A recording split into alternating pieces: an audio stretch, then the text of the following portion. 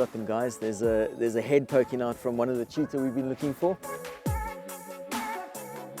They need areas with wide open spaces in order for them to be able to hunt.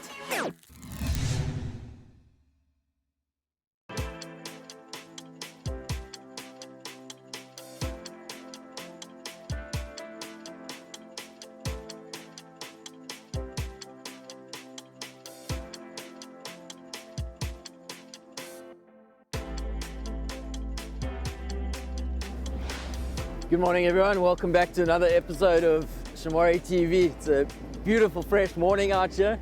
Yesterday when I was out, I picked up on some cheetah tracks heading into this area. It's a coalition of males that haven't been around in this area for quite a while. So it's going to be quite exciting to see if we can track him down and find him. So hopefully we come right. Enjoy the next little while.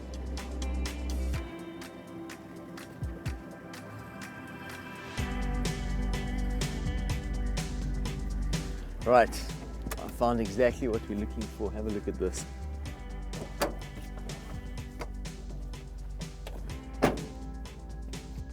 Well, this is what we've been looking for, guys. This is a good fresh set of cheetah tracks, and we know they're cheetah tracks because they, as with typical cats, they have those 3 indentations at the back over there.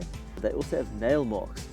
Cheetahs, being the high-speed animals that they are, they need running spikes, so their claws are always half out, whereas other cats, when they relax, their claws are all the way back and retracted. So what you see in the tracks is these claw marks over here, and the track is also a lot more longer and slender than a lion track, for example. A typical cat track is nice and round. With cheetah, their tracks tend to be a little bit more elongated and stretched out. But yeah, beautiful set of cheetah tracks over here, and there's 2 individuals walking down the road heading in this direction. So let's follow up and see what we can find.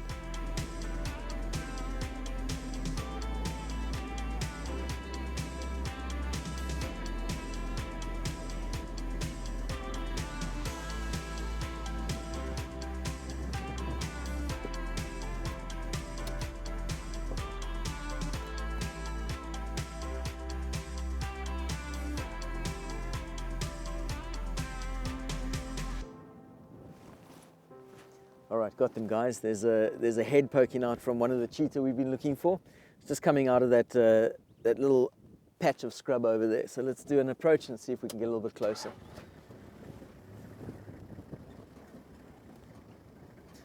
With it being a little bit cold and windy today, they're lying on a nice northeast facing slope and lying in some relatively dense scrub, but that's to get out of the wind so that they can stay nice and protected.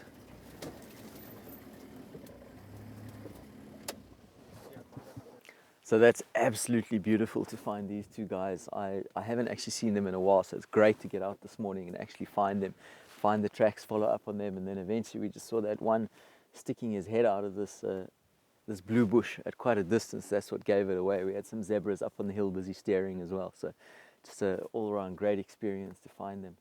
Cheetah are quite an atypical cat. When you look at all the lions and the leopards, they're very heavy-set built cats. Where cheetah, everything around them is designed for speed. They're a lot lighter, a lot more nimble, a lot more streamlined. They've got long, powerful legs. They've got a very deep-set chest with obviously very large lungs to be able to power that motor, that engine, as they're busy running at that very high speed to be able to catch their prey. They've also got quite a small head, and they're not as built with thick-set muscles like a lion. One noticeable thing about a cheetah when they're walking or running is the actual length of their tail, and it is a very, very long, thick. It's a huge, thick tail, and not only does it act like a rudder when they're busy running, but also a counterbalance. It's a weighted counterbalance so that they're able to balance at those speeds. So when these guys are running at speed and up to 120 kilometers an hour, they've got a very, very long, flexible spine. And at that full extension from when their feet hit the ground and they launch to when their feet hit the ground again, their stride length is 22 feet. That's an exceptionally long stride length. So effectively for 22 feet, they're airborne. So this is a coalition of cheetah. In other words, it's 2 brothers that will stay together for their entire lives.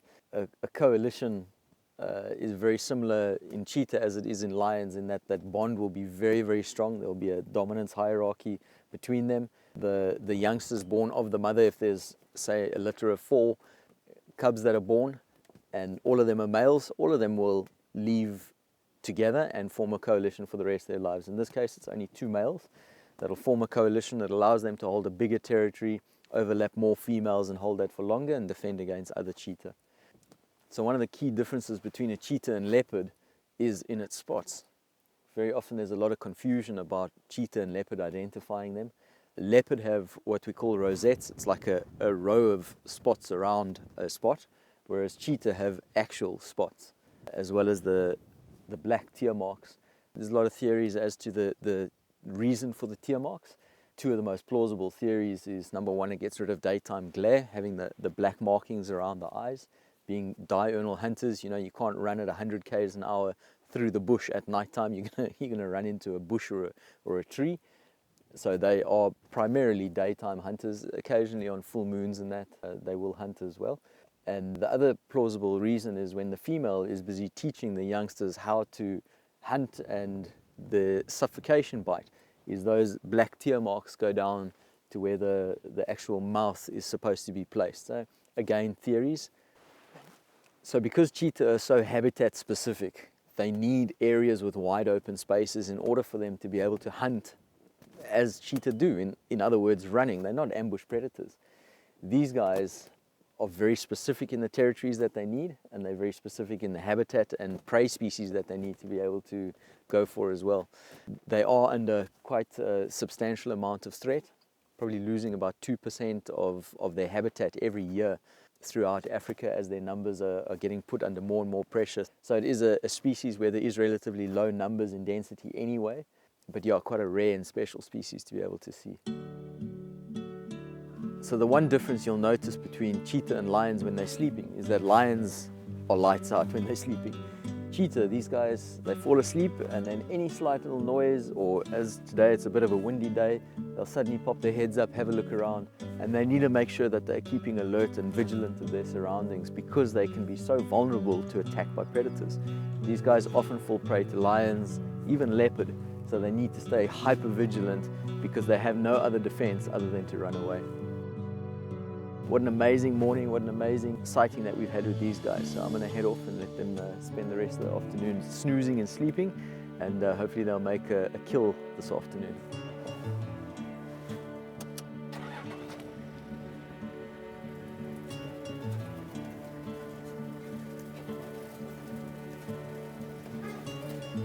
Hello everyone, my name's Andrew Kearney. I'm the Ranger Manager at Shamwari Private Game Reserve.